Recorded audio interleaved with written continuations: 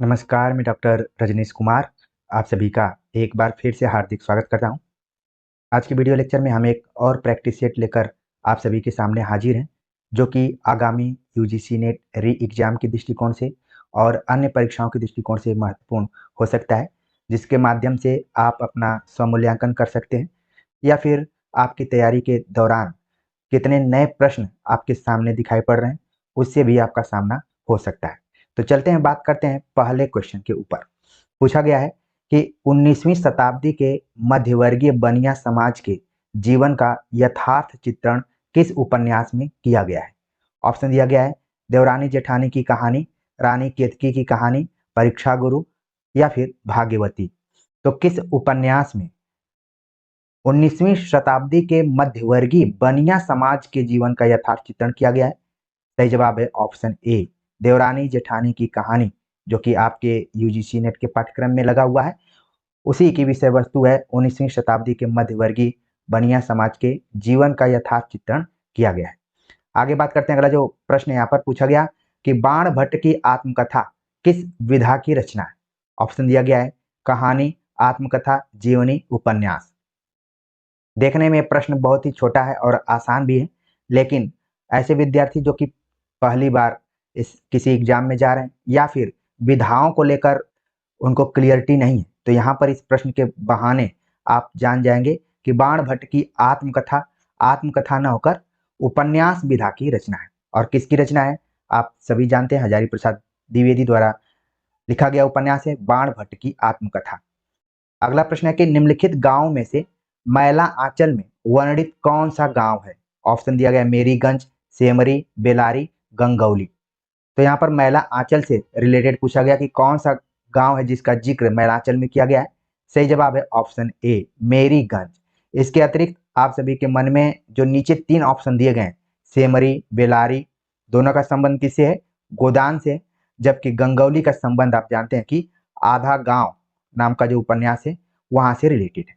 तो देखिए नए पैटर्न में यहाँ से कैसे सवाल बन सकते हैं, क्योंकि बहुत सारे उपन्यास आपके पाठ्यक्रम में लगे हुए हैं, कहानियां भी लगी हुई हैं। तो अब स्थान के आधार पर, पात्रों के आधार पर भी क्रम पूछ लिए जा रहे हैं, जिसमें कि 5 ऑप्शन देने के साथ 1 2 3 4 ऐसे करके पूछ लिया जा रहा है कि सही क्रम क्या है। तो देखिए क्वेश्चन तो कुछ वैसे ही रहते हैं, लेकिन पैटर्न बदलता रहता है। आपको मेन जो बेस है वो क्लियर करके रखना है, फिर किसी भी तरीके का सवाल पूछा जाएगा आप आराम से वहां बता देंगे। अगला प्रश्न पूछा गया कि नत्थू किस उपन्यास का पात्र है। ऑप्शन दिया गया धरती धन अपना, तमस, गोदान, जिंदगी नामा। तो नत्थू नाम का जो पात्र है वो किस उपन्यास से जुड़ा हुआ है, ये आपके दिमाग में आना चाहिए। सही जवाब है ऑप्शन बी, तमस उपन्यास से जुड़ा हुआ है नत्थू का संबंध। अब नए पैटर्न में कैसे सवाल पूछा जा रहा है, अलग अलग उपन्यासों के पात्रों के आधार पर प्रकाशन वर्ष या फिर क्रम पूछ लिया जा रहा है कि कौन सा उपन्यास पहले है या फिर कौन सा बाद में है। तो कम से कम आप नत्थू को जानेंगे कि तमस से इसका संबंध है, तो आप आराम से तमस कब प्रकाशित हुआ, कब इसको कौन पुरस्कार मिला, इसके रचनाकार कौन है, इसकी विषय वस्तु क्या है। ऐसा नहीं है कि आप लोग कुछ नहीं जानते हैं, फिर भी प्रैक्टिस सेट का मतलब ही होता है कि कोई क्रिकेटर कितना भी अच्छा खिलाड़ी हो, उसको नेट में जाके प्रैक्टिस करना ही पड़ता है और तब वो मैदान में अच्छा खेलता है। तो प्रिय विद्यार्थियों, किसी भी क्वेश्चन के आप मेरिट पर मत जाइए कि ये क्वेश्चन बहुत इजी है, क्वेश्चन बहुत कठिन है। कभी भी इजी क्वेश्चन भी आपके लिए कठिन हो सकते हैं। आगे बात करते हैं, अगला जो प्रश्न यहाँ पर पूछा गया कि निम्नलिखित में से किस उपन्यास में रईस साहूकार मदन मोहन के अंग्रेजी सभ्यता की नकल और अपव्यय की कथा कही गई है। ऑप्शन दिया गया परीक्षा गुरु, मानस का हंस, शेखर एक जीवनी, भाग्यवती। तो ये किस उपन्यास का यहाँ पर जिक्र किया गया है प्रश्न के बहाने, तो आपके दिमाग में आना शुरू कर दिया होगा कि हमने पढ़ा था कि अंग्रेजी ढंग का उपन्यास या फिर नोबेल, अंग्रेजी ढंग का नोबेल। तो सही जवाब हो गया ऑप्शन ए, परीक्षा गुरु के बारे में बात कही जा रही है कि इसमें रईस साहूकार मदन मोहन के अंग्रेजी सभ्यता की नकल और अपव्यय की कथा कही गई है। हालांकि ये उपन्यास आप जानते हैं कि कई प्रकरणों में बटा हुआ है और वर्तमान समय में इसके प्रकरण के शीर्षक के आधार पर भी सवाल पूछे जा रहे हैं, पात्रों के आधार पर तो पहले भी पूछे जा रहे थे। इन सभी बिंदुओं को ध्यान में रखते हुए इस चैनल पर बहुत सारे सामग्रियां हैं, आप जरूर देखिए, आपको काफी लाभ मिलेगा। आगे बात करते हैं, अगला जो प्रश्न यहाँ पर कि देश विभाजन की त्रासदी किस उपन्यास में वर्णित है? देश विभाजन के बारे में हमें बताना है कि किस उपन्यास से रिलेटेड है। ऑप्शन दिया गया झूठा सच, गोदान, मानस का हंस, जिंदगी नामा। तो यहाँ पर इसका जो सही जवाब है ऑप्शन ए है झूठा सच, जो कि यशपाल का उपन्यास है। इसमें देश विभाजन की त्रासदी का वर्णन किया गया है। ठीक है, आगे बात करते हैं। अगला जो प्रश्न है कि निम्नलिखित उपन्यासों में से ज्ञानो किस उपन्यास का पात्र है? ऊपर आपने देखा नत्थू का नाम पूछा गया था, यहाँ पर ज्ञानो का नाम पूछा गया है। तो अगर आप रिवीजन के तौर पर इस प्रैक्टिस सेट को देख रहे हैं तो आपके मन मस्तिष्क में तुरंत आ गया होगा कि आखिरकार ज्ञानो किस उपन्यास का पात्र है। ऑप्शन दिया गया है राग दरबारी, जिंदगी नामा, तमस, धरती धन्ना अपना। तो इसका जो सही जवाब है यहाँ पर ऑप्शन डी है, धरती धन्ना अपना उपन्यास का पात्र है ज्ञानो। ठीक है, न्यू पैटर्न पर यही हो सकता है कि आपको एक ऑप्शन में नत्थु दे दे, एक ऑप्शन में ज्ञानो दे दे, एक ऑप्शन में भट्टिनी दे दे, ऐसे ही 5 ऑप्शन बना दे, फिर उसमें क्रम पूछ ले कि कौन सा क्रम सही है। यही है नया पैटर्न, लेकिन उसके लिए आपको बेस मजबूत करके रखना पड़ेगा। और ये जो प्रैक्टिस सेट्स हैं जो लगातार आ रहे हैं, ये आपके रिवीजन के दृष्टिकोण से और आपके बेस को मजबूत करने के दृष्टिकोण से बहुत ही महत्वपूर्ण है। आगे बात करते हैं। अगला जो प्रश्न है पूछा गया कि गोस्वामी तुलसीदास की जीवनी को आधार बनाकर लिखा गया उपन्यास कौन है? तो कई बार यहाँ पर तुलसीदास के स्थान पर सूरदास हो जाता है और तुलसीदास भी हो जाता है। तो देखिए दोनों जो भी उपन्यास हैं तुलसीदास के जीवन पर आधारित, सूरदास के जीवन पर आधारित, सब यहाँ पर दिया गया है। ऑप्शन दिया गया है खंजन नयन, मानस का हंस, जिंदगी नामा, नाच्यो बहुत गोपाल। तो कौन सा ऐसा उपन्यास है? बिल्कुल आपके दिमाग में सही आंसर आ गया कि मानस का हंस। ठीक है, देखिए ये क्वेश्चन सब बहुत ही इजी हैं, लेकिन कई बार हम प्रैक्टिस नहीं करते हैं तो कंफ्यूज हो जाते हैं कि खंजन नयन किसका है और मानस का हंस किसका है। वैसे नॉर्मली शीर्षक में ही ये सारी चीजें छिपी हुई हैं कि मानस है तो जाहिर सी बात है कि तुलसीदास है। ठीक है, तो ये सब ट्रिक्स आपको कहाँ मिलेंगे? इसी चैनल पर मिलेंगे अभ्यास के दौरान। अगला प्रश्न पूछा गया कि दलित जीवन पर आधारित उपन्यास कौन सा है? ऑप्शन दिया गया झूठा सच, महिला आंचल, जिंदगी नामा, धरती धन्ना अपना। तो इन उपन्यासों में दलित जीवन पर आधारित कौन सा उपन्यास है? तो इसका जो सही जवाब है ऑप्शन डी है, धरती धन्ना अपना, जिसका क्षेत्र है पंजाब इलाके के दलित जीवन पर आधारित ये उपन्यास है। आगे बात करते हैं। अगला जो प्रश्न है कि शिवपालगंज किस उपन्यास से संबंधित है? अभी ऊपर आपने देखा मेरीगंज के बारे में पूछा गया था, इसके अतिरिक्त हमने गंगौली के बारे में, बेलारी और सेमरी के बारे में बताया था। तो देखिए यहीं से घुमा फिरा कर प्रश्न नए पैटर्न पे पूछे जाते हैं। नए पैटर्न पे मैं इसलिए जोर दे रहा हूँ कि कुछ विद्यार्थियों को लगता है कि मुझे नए पैटर्न की जानकारी नहीं है, मैं पुरानी परंपरा के हिसाब से पढ़ा रहा हूँ, लेकिन वो कहीं ना कहीं गलत है। हमारी कोशिश ये है कि आपको सभी चीजों की जानकारी आपके पास, लेकिन जब आप री एग्जाम में जा रहे हैं तो आपका मनोबल कैसे वापस लाया जाए, क्योंकि आपने खुद मेहनत करके 18 जून के एग्जाम में बेस्ट परफॉर्मेंस किया था, लेकिन अब जब आप दोबारा जा रहे हैं तो कैसे उन सभी चीजों को याद करें। तो शुरुआत सरलता से होती है, फिर आप कठिनता की तरफ जाते हैं। अगर आपको ज्यादा शौक है नए पैटर्न के हिसाब से पढ़ना, कठिनाई के दृष्टिकोण से पढ़ना, कठिन कठिन प्रश्नों को ही हल करना, तो इस चैनल पर भी मौजूद है, आप जाकर देख सकते हैं। बाकी आपकी इच्छा है, आपको जहां भी पसंद हो वहां पर देख सकते हैं, ये तो पब्लिक प्लेटफॉर्म है। कभी कुछ कमेंट्स होते हैं जो कि थोड़ा सा चिंतित कर देते हैं, फिर भी मैं अपने उन विद्यार्थियों पर ज्यादा जोर दे रहा हूं जो कि हमारे ऊपर वर्षों से विश्वास कर रहे हैं कि हाँ, पढ़ाई करने का तरीका भी इस तरीके से हो जाता है। क्योंकि जब आपके अंदर आत्मविश्वास होगा तभी आप उन परीक्षाओं में कठिन से कठिन प्रश्नों को हल करेंगे। शिवपालगंज का संबंध किस उपन्यास से है? बातों ही बातों में आपका दिमाग दौड़ना शुरू कर दिया होगा। ऑप्शन दिया गया आधा गांव, राग दरबारी, महिला आंचल, झूठा सच। तो शिवपालगंज काफी फेमस उपन्यास है राग दरबारी, जो कि व्यंग्य शैली पर लिखा गया है। श्रीलाल शुक्ल का उपन्यास शिवपालगंज वहीं से जुड़ा हुआ है। और अभी यहाँ पर देखिए गंज शब्द का प्रयोग किस अर्थ में किया गया है? अभी हाल ही में हमारे एक दोस्त से हमारी चर्चा हो रही थी, तो उन्होंने कहा कि गंज शब्द उस जगह के लिए प्रयोग होता है जहाँ पर छोटी मोटी मार्केट होती है। तो आप लोगों के आसपास में अगर कोई गंज शब्द है तो आप जरूर देखिए कि क्या वहां पर पहले मार्केट हुआ करती थी। जैसे यहाँ पर शिवपालगंज है, मेरीगंज है, ठीक है, मऊ में मैंने देखा कोपागंज है, इसके अतिरिक्त हमारे गाजीपुर में नंदगंज है। आप लोगों के एरिया में कौन कौन से गंज है? तो ये कितना गंज शब्द का सही अर्थ है, इसको आप प्रैक्टिकली व्यवहारिक रूप में देख सकते हैं। अगला प्रश्न यहाँ पर पूछा गया कि दुलाई वाली कहानी के पात्र वंशीधर कहाँ के रहने वाले थे। दुलाई वाली कहानी के पात्र वंशीधर कहाँ के रहने वाले थे। अब इस प्रश्न का उत्तर जो विद्यार्थी दुलाई वाली कहानी पढ़ा होगा वही ठीक से बता पाएगा। देखने में बहुत छोटा प्रश्न है, लेकिन उन बड़े क्वेश्चंस के बराबर ही इसका भी मान है। तो दुलाई वाली कहानी के पात्र वंशीधर कहाँ के रहने वाले थे। ऑप्शन दिया गया बनारस, झांसी, भोपाल, इलाहाबाद। तो कहाँ के रहने वाले थे। इसका जो यहाँ पर सही जवाब हो रहा है कि वो इलाहाबाद के रहने वाले थे। ऑप्शन डी इसका सही जवाब है। आगे बात करते हैं। अगला जो प्रश्न है पूछा गया कि हिंदी की चर्चित कहानी राही का लेखक कौन है। ऑप्शन दिया गया उषा प्रियमदा, मनु भंडारी, कृष्णा सोबती, सुभद्रा कुमारी चौहान। तो राही नाम की कहानी आपके सिलेबस में भी लगी है और इसमें राही जो एक चोरी के मामले में जेल में चली जाती है। अक्सर सवाल पूछा जाता है कि वो किस चीज की चोरी की थी। तो हमने पहले भी प्रैक्टिस सेट में इस चीज पर चर्चा की हुई है, ठीक है, आपको याद भी आ गया होगा। इसकी जो कहानीकार है वो कोई और नहीं बल्कि सुभद्रा कुमारी चौहान, जिनको कि हम कवयित्री के रूप में जानते हैं और खूब लड़ी मर्दानी व तो झांसी वाली रानी। लेकिन इन्होंने कहानियां भी लिखी हैं जिसमें कि राही नाम की कहानी आपके सिलेबस में लगी हुई है। आगे बात करते हैं। अगला जो प्रश्न है कि बुद्धगुप्त कौन सी कहानी का पात्र है। ऑप्शन दिया गया पिता, आकाशदीप, परिंदे, कोशिका, घटवार। तो बुद्धगुप्त का संबंध किससे है।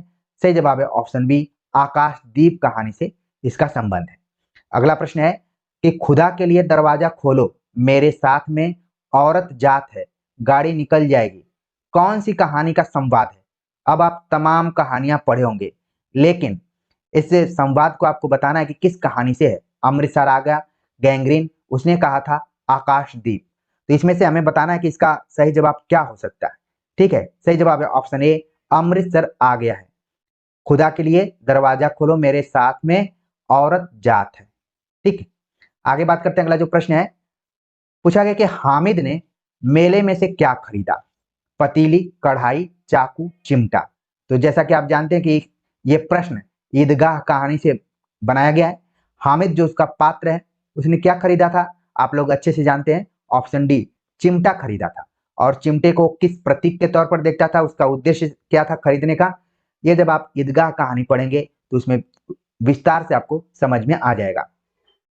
अगला प्रश्न है जो कि कहानी का अंश दिया गया है। हमारे समाज में बड़े बूढ़े लोग जैसे बहू बेटियों के निजी जीवन को स्वच्छंद रहने देने के लिए अपना अधिकांश समय बाहर व्यतीत किया करते हैं। प्रस्तुत अवतरण किस कहानी का है, हमें बताना है। ऑप्शन दिया गया तीसरी कहानी, उसने कहा था पिता, चीफ की दावत। तो इस प्रश्न का सही जवाब क्या हो सकता है, आपका दिमाग दौड़ना शुरू कर दिया होगा। सही जवाब है ऑप्शन सी, पिता नाम की जो कहानी है उससे इस कथन को लिया गया है। पिता किसकी कहानी है, आप लोगों के लिए मैं यहाँ पर होमवर्क दे रहा हूँ, क्योंकि हमारे कुछ विद्यार्थी हैं जो कि चाहते हैं कि उनको इस तरीके से होमवर्क दिया जाए। आगे बात करते हैं। अगला जो प्रश्न है कि सजनवा बैरी हो गए हमारो सजनवा, फणीश्वर नाथ रेणु की कौन सी कहानी का गीत है। ऑप्शन दिया गया पंचलाइट, कपड़घर, कस्बे की लड़की, तीसरी कसम अर्थात मारे गए गुलफाम। तो यहाँ पर आप देख रहे हैं कि पिछले पेपर को आप देखेंगे जो जून में हुआ था, तो उपन्यासों, कहानियों और नाटकों में आए हुए गीत योजना पर सवाल पूछे जा रहे हैं। प्रिय विद्यार्थियों, हमने नए पैटर्न को जरूर देखा है, लेकिन हमें यह है कि आपकी तैयारी कंप्लीट है। थोड़ा सा उसको आपको आत्मविश्वास बढ़ाने के लिए इस तरीके के प्रैक्टिस सेट करने बहुत जरूरी है। तो देखिए ये कथन कहाँ से लिया गया, इसका सही जवाब आपके दिमाग में आ गया कि हमने तो तीसरी कसम उर्फ मारे गए गुलफाम नामक कहानी में पढ़ा था। आगे बात करते हैं। अगला जो प्रश्न है कि तेरी कुड़माई हो गई, प्रस्तुत कथन कौन सी कहानी का संवाद है। कफन, परमात्मा का कुत्ता, अपना अपना भाग्य, उसने कहा था। तेरी कुड़माई हो गई आपके दिमाग में तुरंत आ गया कि ये तो उसने कहा था कहानी में। अब ये संवाद किसके किसके बीच में है, इसको जरूर आपको ध्यान में रखना पड़ेगा कि नायक और नायिका कौन कौन है, उनकी एज क्या है। कई बार ये भी सवाल पूछा जाता है। अगला प्रश्न है कि कोई बीमार बाप का इलाज नहीं करता, प्रस्तुत कथन कौन सी कहानी में कहा गया है। अकेली, गदल, गैंग्रीन, इंस्पेक्टर माता दिन चांद पर। तो कौन सी कहानी है जिसमें कि इस कथन को कहा गया है। ठीक है, तो इसका जो यहाँ पर सही जवाब है ऑप्शन डी, इंस्पेक्टर माता दिन चांद पर कहानी में इस बात को कहा गया कि कोई बीमार बाप का इलाज नहीं करता। ये कथन बहुत कुछ कह रहा है।